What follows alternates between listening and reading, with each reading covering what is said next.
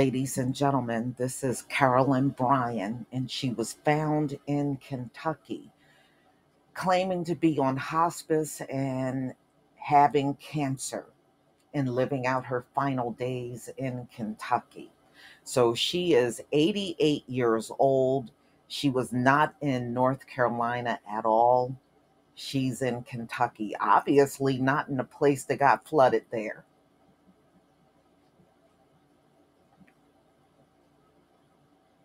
Okay, here's another shot of what Carolyn Bryant looks like today at the age of 88 in Kentucky.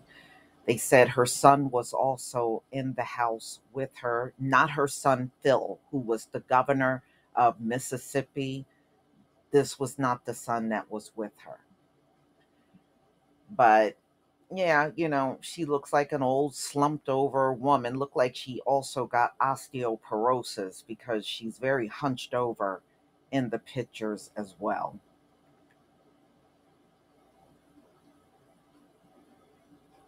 Well, at least they found her. Ladies and gentlemen, I do not feel bad for this woman at all, cancer or no cancer.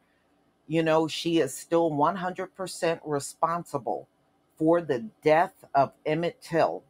And for that, nah. I'm not willing to overlook that because she's some old, frail woman. You know, I'm just saying. Never forget that Carolyn Bryant got to live a full life. Even at the age of 21, when she accused Emmett Till of, you know, being interested in her and making passes at her, she still lived more life than Emmett Till, even at 21. And we know he never did get to be 88 years old like her. So, nevertheless, she still got to live a full life, more than what Emmett Till ever got. And here's Carolyn Bryant at the age of 21 in 1955. There were articles and magazine articles on her over the years. And, the subject matter of Emmett Till has always come up off and on through the decades, but nothing has ever been done to Carolyn Bryant Donham all the way up until now. And so I guess now the thing to keep everybody from getting her is, oh, she's in her final days of cancer. It's amazing. Where was all this consideration for Bill Cosby in considering his age? Uh-huh. See, this is why we don't fall for your double standards anymore.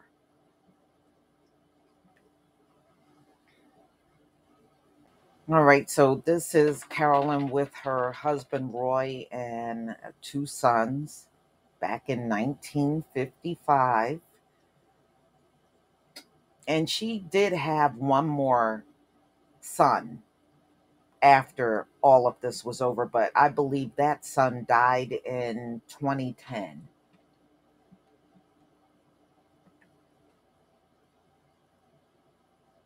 Okay, so this is a picture of Carolyn with her husband Roy and her his half brother and his wife.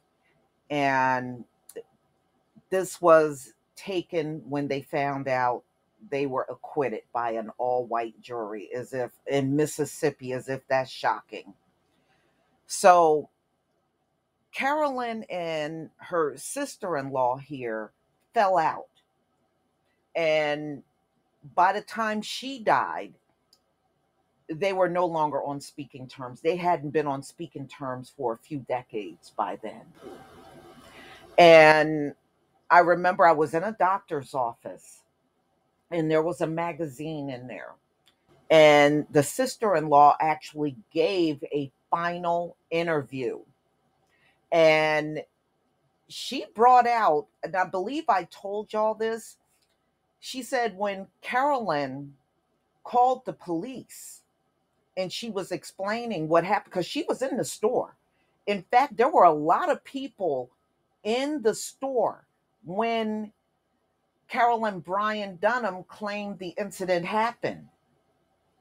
And the police were questioning her, and her sister-in-law said, former sister-in-law said in the magazine interview that Carolyn told the police that she went out to her car to get a gun.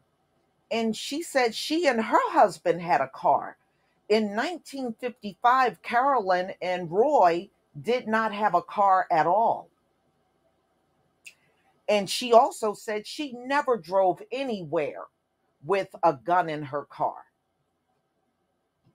It's amazing how people are not willing to speak up until something happens to them with that particular individual, or you just, I don't know. It was so much racism and still is down there in Mississippi. She probably didn't care. It was some little black teenager. She could care less about speaking up at that time. But I remember after I read that, and she brought up just a few other discrepancies in Carolyn's story. And I was like, wow, wouldn't it have been nice if you would have said something back then? I mean, just because you're old and dying now, I'm supposed to feel you're doing something good? And number two, I don't think there's too many people in the black community that believe Carolyn, you know? And it's just funny how that was a crowded store according to what they were saying, but nobody saw this incident. Nobody saw it.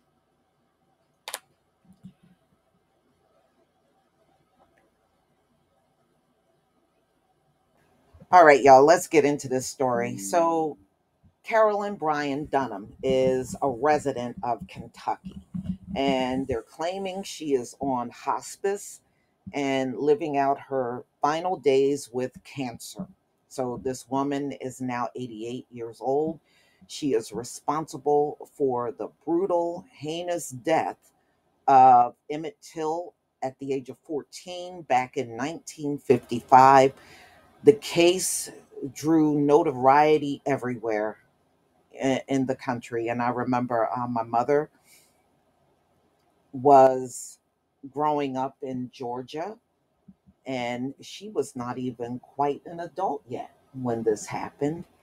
And I remember she was the first one to tell me about Emmett Till when I found an article on him. I believe it was in the Ebony magazine back then, and it was showing his pictures. And I had to be about 12 or 13 years old at that time. And I remember asking her questions. Did she know or ever heard of him? And she was like, yes.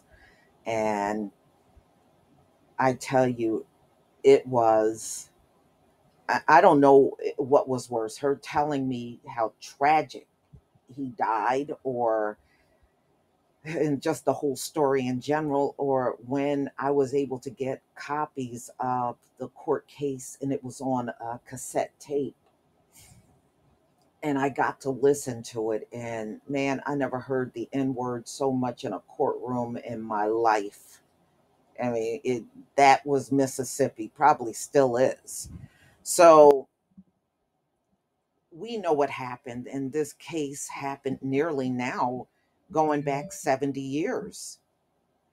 And we know that Emmett Till's family found the warrant for Carolyn Bryant Donham, and they have been literally going door to door looking for this woman. So they said she has not been seen for nearly 20 years now. It must really suck to commit a heinous crime on somebody that caused their death, and then you're living like a recluse. She's living like a hermit in her final days. So she doesn't live in this house by herself, ladies and gentlemen. Her son Thomas Bryan is in the house along with a pet Shih Tzu dog. I guess that's hers. So her son is 71 years old, Thomas Bryan. That's who lives with her in Kentucky. So they said it is a small apartment, and I guess it's in a senior community. That's where she is in Kentucky. But they said it's not really a big apartment, it's a small apartment that she's in. Mm-mm-mm. Just the thought of what happened to Emmett Till, and this is the face of the person that's responsible. So she suffers from cancer. She's legally blind and received in life hospice care in the small shared apartment. And they just said it was Kentucky, according to this article. They did not give the location. All right. She has good days and bad days, as if I really care. At times, Dunham appears like a ghost, pale and peering out of her front door with cloudy eyes, still dressed in her nightgown and robe in the late afternoon. At other times, I guess this is her son telling them this, at other times, is visibly more engaged. All right. So, yes, they said her son answered the door, and Carolyn stood a couple of feet behind him when the dailymail.com showed up. And they were, and they, of course, were asking if they could speak about Emmett Till and the events that destroyed and reshaped the world. Um, and Brian shook his head while Dunham stood silently. Here she is, just an anonymous old lady living out her final days with her son in the apartment. I guess they said it's a southern backwater town. She was last seen in 2004 when she had her last known residence, which was in Raleigh, North Carolina. So she did at one point in time live in North Carolina, but it seems like she hasn't been there as far as a resident for many years. But to many, this woman is on a par with a Nazi war criminal, and decades have done nothing to dim the horror of what passed and the anger and grief that it spawned. Yeah, a lot of people are still very upset about Emmett Till. That has not gone away because she's some frail old woman. The hell with that. All right. So we know Emmett Till was a 14-year-old teen, and he was just going down to Money, Mississippi to spend the summer with some relatives that lived in a rural part of Mississippi when he entered her grocery store that was owned by Carolyn and her husband. Her sister in law also worked in there. That's why she was also in the store. And they said there were Black residents that were in the store because that's where their store was located. It was located on the Black side of town back then. And that was August 24th, 1955. And she accused Till of whistling at her and also grabbing her.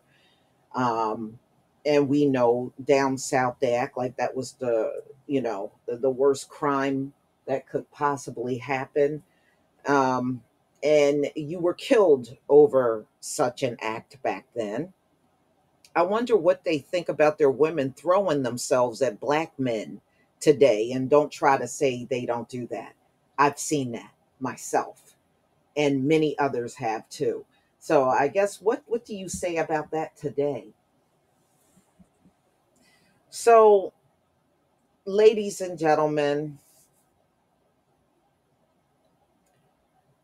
Brian, let me see here.